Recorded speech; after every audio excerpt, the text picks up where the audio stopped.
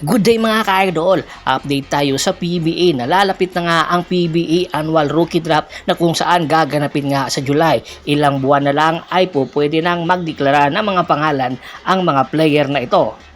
At isa sa mga posibleng magpa-draft ngayong paparating na rookie draft ay si Kobe Paras. Si Kobe Paras ay 2 taon na malagi sa Japan.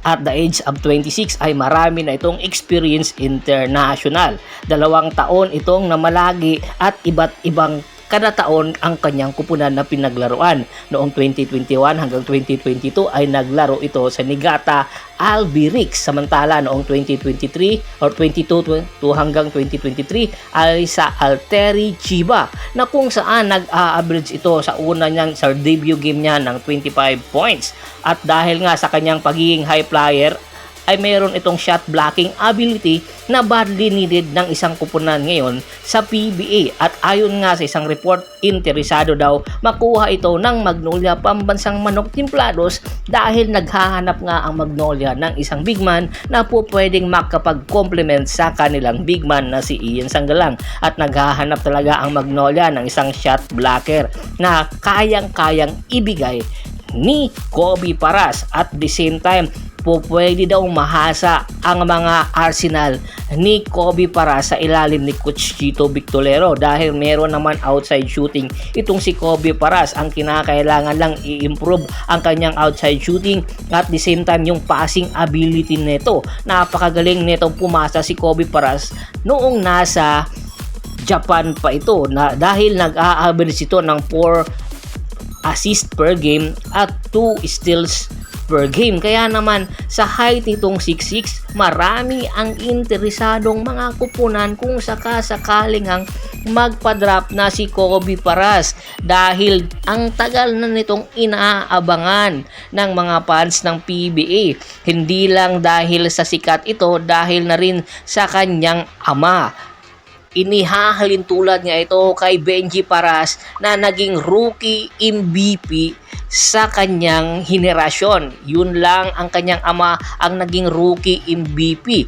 Hindi na matatawaran ang performance ng kanyang ama at hopefully daw kung sakasakali man daw pumasok itong si Kobe Paras kahit hindi niya mapantayan ang kanyang ama, pero dapat maipakita nito ang kanyang totoong kakayahan na inaabangan ngayon ng mga fans. Samantala, ang Barangay Ginebra San Miguel matapos nga ma-eliminate ng Meralco Bolts at tuluyan magbakasyon sa Boracay.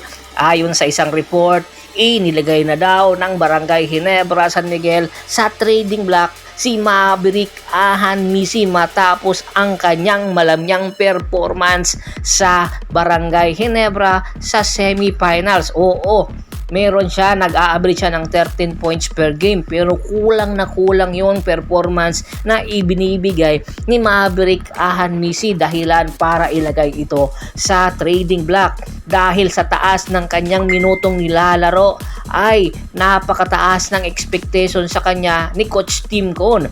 Alam naman natin na 2-way player itong si Maverick Ahan Misi, pero hindi niya nagagamit ang kanyang pagiging 2-way player.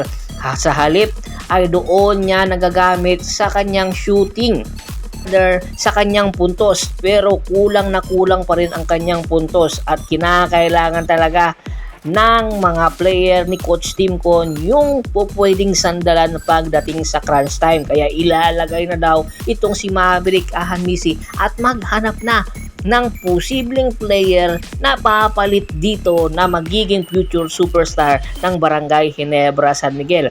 Napakadaming pagpipilian na player ng Barangay Ginebra na pwede nilang maging superstar. Pwede si Arvin Tolentino, pwede si Stephen Holt, pwede si Terence Romeo, pwede si Gio Halalon. Iilan lang ito sa mga posibleng i-acquire na player ng Barangay Ginebra San Miguel at magiging kapalit si Maverick Ahan Misi kung sakasakali man. Kaya aabangan natin ang nangyayaring negotiation ngayon sa Barangay Ginebra at sa ibang kupunan kung sino ba talaga ang mga player na posibleng maging kapalit ni Maverick Ahanmisi at saan itong kupunan magiging destinasyon. Ano sa tingin nyo? Dapat na nga ba itong pakawalan ng Barangay Ginebra? Komento na sa baba ng video at pag-usapan natin yan. Once again, this is Percival Monteron at your service. Don't forget to subscribe my sports channel.